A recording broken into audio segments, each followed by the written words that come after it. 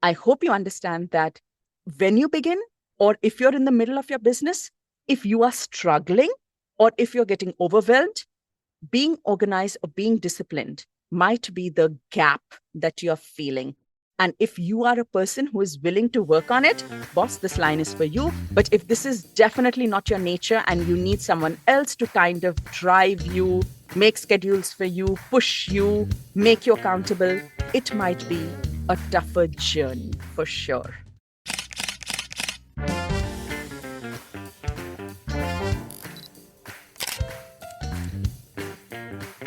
This is your host, Dyutama, but you can call me DJ. And I love to inspire food photographers to dream. I spent 15 years as an architect studying buildings and constructing hospitals before taking the biggest leap of faith of my life, which was setting up a food styling and food photography business right from scratch. If you're a dreamer like me, wanting to start a new photography business or grow your existing food photography business, jump right into a world where I share practical, actionable strategies to improve your photography skills, to work with clients, make more money, all with a fearless mindset. This is the My Food Lens podcast, and we take you one step closer to your dreams. So let's go.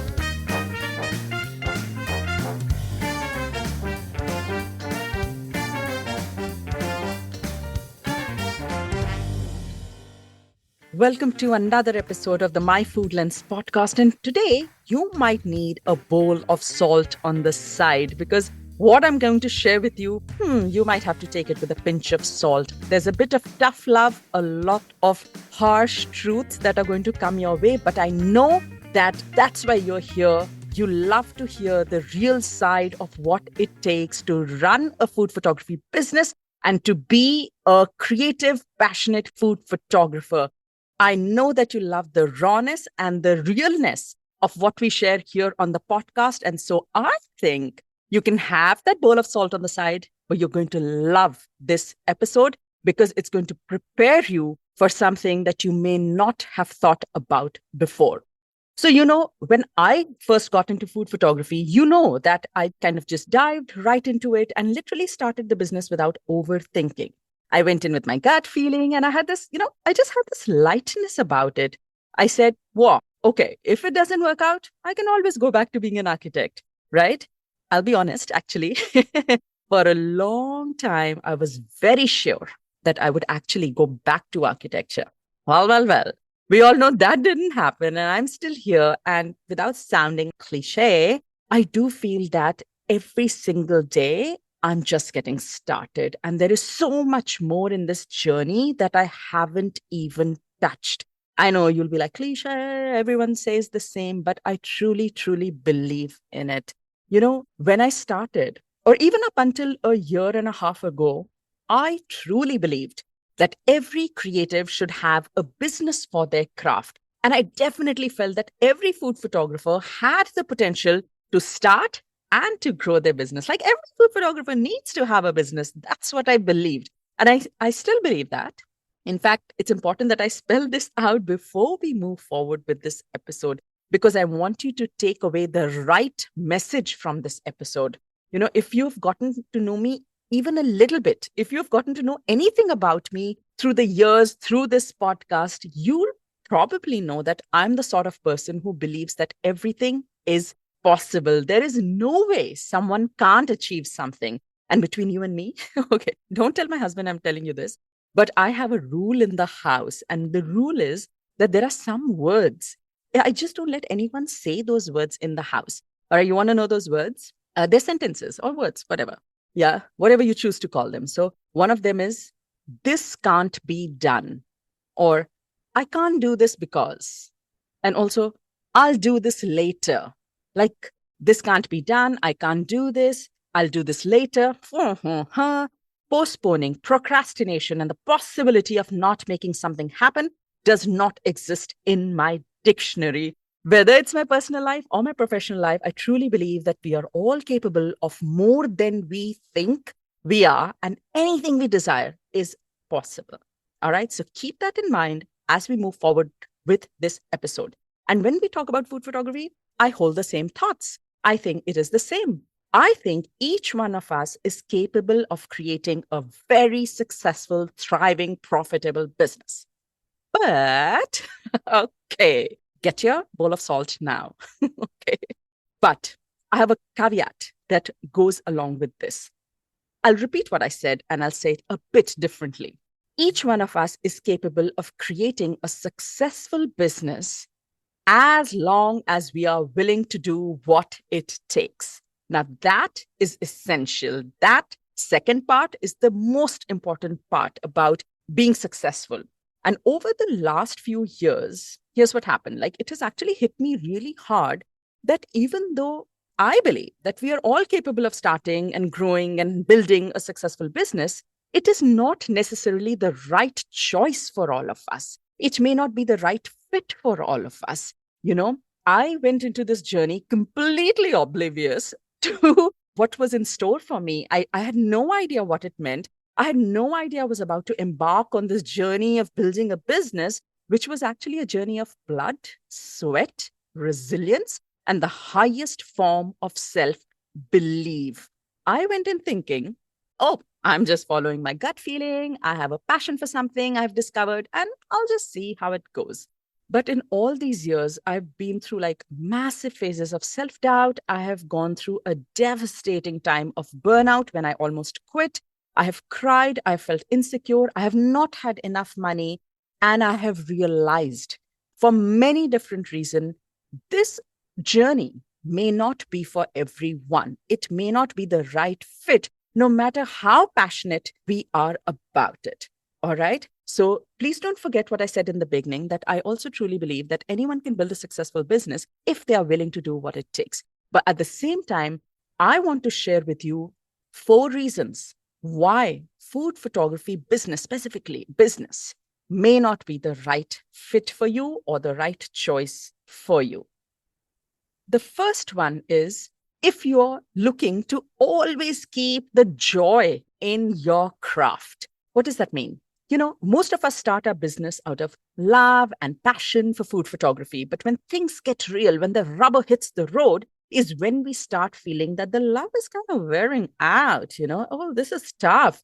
And you may have already felt this. I know I have. I've actually realized that our love for food photography can diminish, it can disappear. It is not indestructible, it is not invincible. You see, when we photograph in our own schedule, at our own leisure, we shoot what we want to, it's a very different experience, a very different feeling. But when we work with clients, when we are running our own businesses, this is not always possible. We have to shoot even when we are not feeling like it, when it's not a creative day. We have to shoot even when it's the weekend, and we have to kind of keep pushing through every single day, even when we are running low on cash or we have an emotional crisis. Yes, this is so true. Now, the caveat with this is that when we run our own business, these are the things that we can always choose and always control. We can choose not to shoot on certain days, and we can choose that when we are low on cash, we will not do certain things or whatever. Those are definitely choices that we can make. But my experience has been that it's not always a choice when the stakes are high. There could be sometimes when it's in your control and sometimes when it's not. And when it's not, you have to take difficult calls. I remember I was once shooting for a very high paying client. It was going to be my biggest shoot of that month. And it was actually a few days long shoot. Large project. So imagine I'm like prepped, everyone's prepped. And the first day of the photo shoot, I was just about to wake up and get ready. And I saw my daughter. She just began to throw up. Like she was just throwing up whatever she was putting in. What could I do? You think I could call up the brand and say that, oh, my daughter's sick. I won't be able to make it. I'm having a bit of a family crisis. Let's just put it off. That brand had spent thousands of dollars worth of food. What would I tell them? Please chuck it or keep it? It wouldn't stay. It was such delicate food. Or what would I say that, oh, the restaurant, the kitchen that you've closed today just for the photo shoot, the restaurant that you've closed today just for the photo shoot. Yeah, I'm sorry that you're going to have a loss for today. but I'm sorry, I won't be able to make it. You know, there are times when it's not always possible. Now, thankfully, my daughter wasn't crazy sick. And I got a nanny. I got some friends to watch over her while I was at the photo shoot because my husband was traveling. And it was all in control for me to be able to go there. But of course, do you think I was creative? Do you think I was running high on energy? Or do you think my mind was completely at home, just thinking, constantly being on calls, making sure my daughter was okay? But at the same time, I was giving my high performance to this client that I had made full commitment. There was no way that I could let my work get compromised. So you do get pulled in different directions. You are not always feeling joyful, and you have to perform in those difficult situations. Yes, of course, if my daughter was very, very serious, do you think I would have called in and said, I'm sorry, I'm having a family crisis, I will not be able to make it? Of course I would. That comes first. But what I'm saying is that there are going to be very tough times when you will have to make such tough calls, and those decisions are only yours. However, they may not be the most joyful, most creative, most liberating times that you would have experienced in your business. So you need to ask yourself, if you don't have the joy, can you do this work every single day, even on weekends? Can you do it when your child is sick, when you're not feeling creative, when you're broke, when you're fighting self doubt, when others are celebrating their success and you haven't had a single client in weeks? Can you do it then? Can you commit to being a food photographer even when circumstances are not in your favor, when life is going totally sideways, when you're almost hitting rock bottom? Ask yourself these tough questions. Are you ready to buckle up? Because if you are expecting to always have that joy, that bliss, that passion when you shoot, it's not going to happen, boss. It's not going to happen. You will have to shoot when you're tired, sad, angry, hungry, exhausted, emotionally drained. Embrace this and you're good to go. You are equipped. If this sounds tough, well, it's definitely something that you need to think about. Again, my intention here is not to scare you, but my intention here is to give you a very realistic picture. And even though we are talking in the context of food photography and a food photography business, I think this is pretty relevant to anything, any work that we commit to doing, whether it's food photography, whether we are in the corporate world. There are times when we have to just, be okay that there's no more joy and we just have to go and perform. In our business, it just gets a bit tougher because these decisions are our own. We are not obligated to report to a boss or a manager, or our bonus doesn't depend on it. Everything is our own. So the decisions, they get tougher when we have our own business. So that would be number one. If you are always looking to keep the joy in your craft, then this may not be the right fit for you. The second reason why this may not be a good fit is if you are looking for fast results or to make money very quickly. I have talked about this in one of my recent episodes. It's called Why Your Business Is Not Taking Off, episode 88. If you've not checked it out, boss, you totally need to check it out. And you can tune into that after this one. I'm going to link it in the show notes. All right.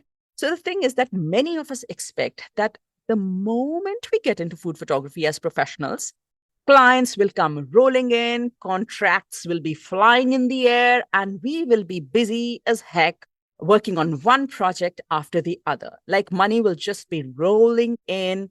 And even if we don't have this expectation, when we don't achieve results quickly, we kind of start losing patience fairly rapidly, right? Let's say, typically what happens, we pitch for a month and then we don't hear back. And then we begin to doubt ourselves that our skills are not good. The business is not taking off. Maybe no one wants to work with us. And then we start to go down that rabbit hole, forgetting that good things take time. Now, just because you're a great, skillful, talented photographer doesn't mean that you're going to start rolling in projects as soon as you begin. I mean, no matter what you do, it's the same. You never start at a high. You reach that high with your work, and it takes time. So if you are contemplating to start a business, ask yourself, are you willing to give it time? Or will you begin to panic within a few months if you don't get projects? Again, if this point is kind of resonating with you, listen to episode 88 to overcome this mindset struggle. That episode will be really, really helpful. We talk about this a lot in detail. So, the thing is that just like any other business, even with food photography, it will take time to build the business. It's like a house. You build it brick by brick by brick. Is it overnight? No, it's not overnight. It takes time to get the word out, to network, to start establishing your credibility, all while you continue to learn, take your skills up a notch, and also gain practical experience. Everything goes hand in hand and it takes time. You build it brick by brick. So if you're in a hurry, if you're in a rush, you're expecting fast results and expect to start like kind of cashing in clients as soon as you begin, boss, it ain't happening. And this line of work may not be for you because it will take time if you want to do it right and do it well with a strong foundation and in a sustainable way so that you don't burn out and you don't quit a few years down the line. All right. So the second reason why this may not be a good fit for you is if you're looking for fast results and if you want to make money very quickly. But if you are ready to be patient, you are ready to be resilient, boss, the world is your oyster. You're in the right place.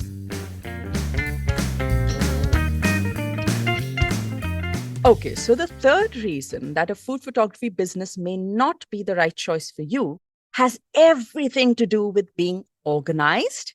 And one more thing, being disciplined. Haha. So, I said in the beginning that when we start a business, it is out of passion and love for what we do.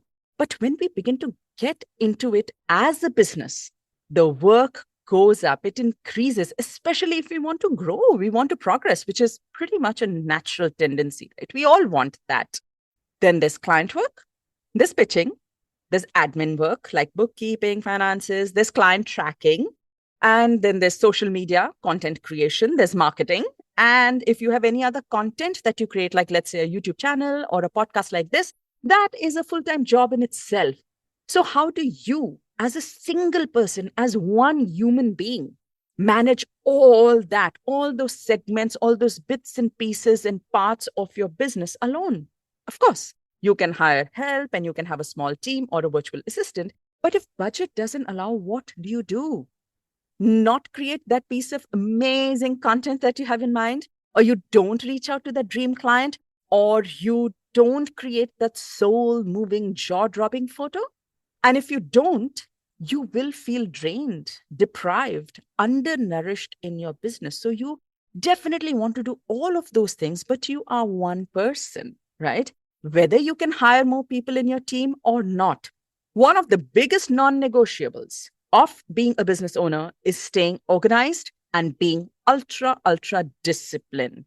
All right. Coming up with systems and applications and automations that will make your life easier, like not getting lazy to check your finances, which I'm extremely guilty of. Also, not slacking to follow up on that pitch.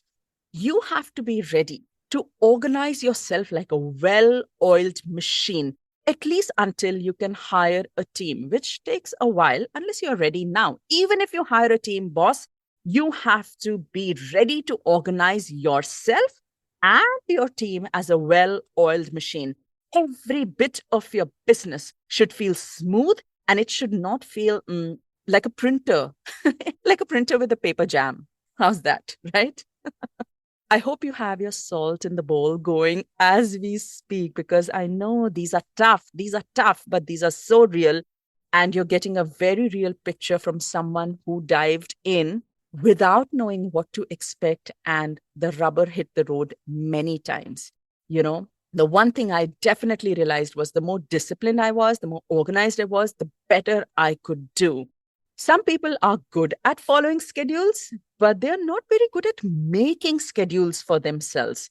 You will need to get better at the latter. So you will need to create an organized and a disciplined schedule for yourself. You will have to be the person who makes that schedule because, hello, reality check, there's no one else who's doing it for you unless you hire someone or you buy something that will help you get organized.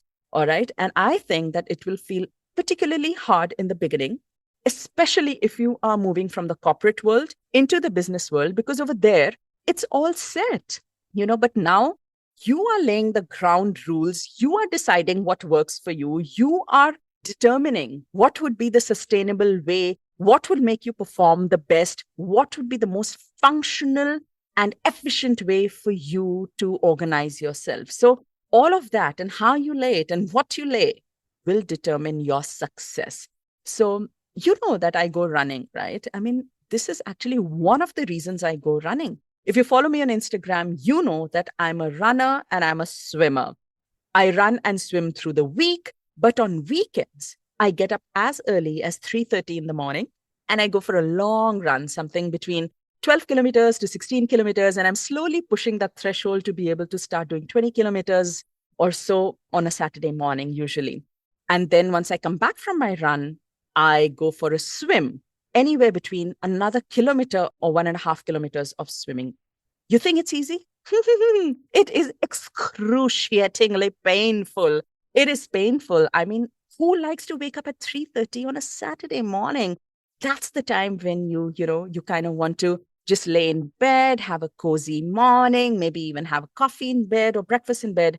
But I kick myself, get up at 3:30, start running at 4 o'clock or between 4 and 4:30, and I do it because to me, it is a sign of discipline. It is about reminding myself that I'm capable of overcoming my own sleep, my laziness, my resistance to workout, because staying disciplined for me is the highest form of self love. And when I'm able to do this in my personal life, I'm able to do this very easily. I'm able to translate this into my professional life as well. So in our businesses, similarly in our businesses, in our professional lives, we have to keep that discipline. While it may feel very painful in the short term, getting up in the morning and starting that run is the most difficult part. But once I'm out and I'm doing it, I feel great about it. So initially, it feels very painful, but it is this level of discipline that will take your business to new heights. The reason I gave this example of running is because sometimes we don't connect the dots. For me, I was able to connect the dots between my personal life and professional life. I realized the more I can push myself to get up early, run, and do these things that feel particularly hard, the more I can translate them into my business and say, oh boy, if I could do that, this is a piece of cake. And I wish that you can also find such experiences in your personal life where you feel that you can actually push through and use that to inspire, to motivate, to tell yourself, boss, I just did that. Haha, this in my business is going to be super easy because it's not even a patch on how tough that was. So find those things in your personal life that you can kind of relate back into your professional life. Push yourself in your personal life, get organized in your personal life. And I can guarantee you that this will begin to trickle. It will become second nature to you. And this whole idea of being organized, being disciplined will come so naturally to you because this is the person you will become. And as a business owner, like I said, there is no way you can get away with not being organized and disciplined. So are you willing to do all these things? And if you're not willing, if this sounds very uncomfortable, first of all, it should sound uncomfortable. You should feel that it's going to be painful. But at the same time, you should feel pumped and say, I think I can do it. I mean, there's so many people out in the world who are doing it. You think you're any less than them? I don't think so. All right. So I hope you understand that when you begin, or if you're in the middle of your business, if you are struggling, or if you're getting overwhelmed, being organized or being disciplined might be the gap that you're feeling. And if you are a person who is willing to work on it, boss, this line is for you. But if this is definitely not your nature and you need someone else to kind of drive you, make schedules for you, push you, make you accountable, it might be a tougher journey for sure. Okay. And then the last reason why a food photography business may not be the right fit for you is related to physical health issues. And I absolutely, absolutely, absolutely have to share this. So we talked about my running and swimming. One of the reasons why I work out so diligently and so much is because it gives me the strength to endure long photo shoots that I have to do for my clients. I'm sometimes I have to stand nonstop for 8, 10 hours. I have to go back and forth between the kitchen, the shoot space. I'm bending, I'm carrying heavy equipment, I'm laying down the composition. Photography can be physically intensive. It can be very labor oriented. Of course, you can have 10 other people in your team and carry and take along a big team and make it less physically exhausting for yourself. But even then, there are things that require you to be physically active and, endure some strength, have some stamina. Actually, the reason why I want to share this is because I actually know a brilliant food photographer who stopped photographing because they had lower back issues. They just had to stop. And I know someone who had this really painful condition in their feet, and standing for long was very painful. They couldn't endure. Even shooting for themselves was so painful that it was having a impact on their physical health, and they had to quit. So being physically fit, especially if you're planning to shoot for clients on site, that means in their restaurants or in a different space, not at the convenience and comfort of your home, is so, so important. Commercial shoots can be very exhausting. It's got a lot of like physical labor. So, back issues, your lower back, upper back issues, feet pain, knee issues. Oh my God, knee issues. They play havoc and they come in the way of your performance. So, that's not what we want. We don't want that, such things should hold us back. And it may not happen over time, but if you do have some underlying issues, or there could be a trigger based on the way you are doing your photography, that over time, these health conditions may get worse, or they may even lead to other complications. So you have to be extremely mindful and very practical about this. Okay. Okay. So this is the time where you take a little pinch of salt. This is the time. I know this is so tough to hear, but imagine sports people, sports persons. They are also limited by their physical health, right? So we are not the only ones. And we kind of have to agree that being physically fit or our physical health plays a lot into our photography process, right? So if you suffer from any major health issues, then definitely consider this carefully. Okay, here's my caveat for this point. I have to tell you, I have massive, severe lower back issues. And because I work out and I do strength training, I do running, I do yoga, it helps me a lot. I also use a tripod to avoid bending and straining. But of course, you still have to do your bending and straining a little bit, even if you have a tripod. But working out really helps me manage the strength of my body to be able to sustain photography. I also suffer from a knee condition, and it is very painful for me to even walk for a long time, and standing for hours and bending and, making the kneecap go up and down. Oh, goodness.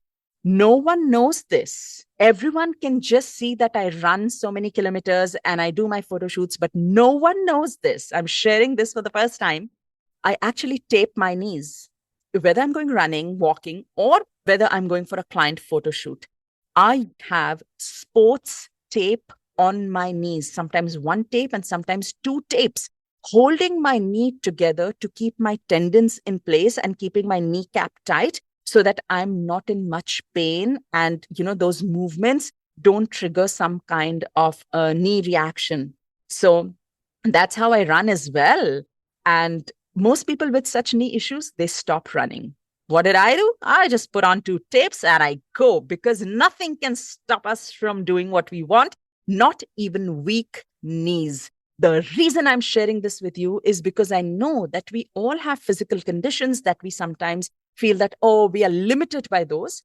Many times there is a way out, and many times there isn't. So find yours. Maybe working out becomes the way that you are able to endure and sustain your photography business. But of course, if you have serious health issues that come in the way of being physically active, alert, having that stamina to be able to endure shoots, then you might have to think about what food photography looks like for you, whether you can do this on site or you can only take clients who would send you products at home where you can take a rest and shoot and do things at your own comfort and convenience. Your physical health is a huge factor that determines how well you can sustain yourself through the intensive labor process of being a commercial food photographer or a food photographer. And if you've been doing photography for a while, you probably already know this.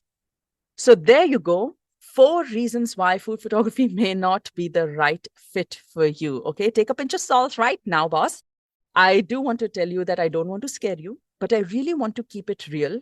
I didn't know any of this when I walked in, and in a way it was okay, but also in a way I felt like my burnout, almost being on the verge of quitting, my tears, all of these things could have been handled better if I had a more realistic idea of what the business, how it would unfold. I powered through it and I'm still powering through it. We all do. There's no one, no matter how experienced they are, who is not powering through. Everyone encounters hiccups, and it just depends on who we are, what we are ready to do, how far are we willing to go to be able to pursue this dream. Now, it would break my heart and it would break your heart if you started a business with so much love and you had to shut it down for any of these reasons. So go in with your eyes open, keep your expectations real, make sure that you're physically active, you're not expecting overnight results, that you know that you'll have to get disciplined and that, sometimes you will have to shoot when you're not feeling very creative. Just keep your eyes open, keep it light, keep it easy. Just don't take these reasons as something that will hold you back. But of course, you will have to fight your nature. And many times you will have to fight your natural instincts. But as I said, if you want to make something work and you're willing to do what it takes, nothing can come in the way of your success, not even you yourself. So remember, prepare for what's in store and don't shy away from doing what it takes. You can be whatever you want. You can reach wherever you want. And you can get whatever you desire. Now, if you found this helpful, head straight to the app that you're listening and quickly rate us, give us those stars, and write us one line of review if you found this episode helpful. Of course, if you are contemplating starting a business or you are struggling and you're stuck at a point in your business and these points have resonated with you, please remember, I'm here for you. My whole intention is to make this journey as easy, as realistic, and as simple for you to be able to segue, move forward, and keep growing. So if you have any questions, send me an email on hello@myfoodlens.com or DM me on Instagram at Dyutama_myfoodlens. All right? Keep going, keep growing. I'll see you next week with another episode. Until then, bye-bye.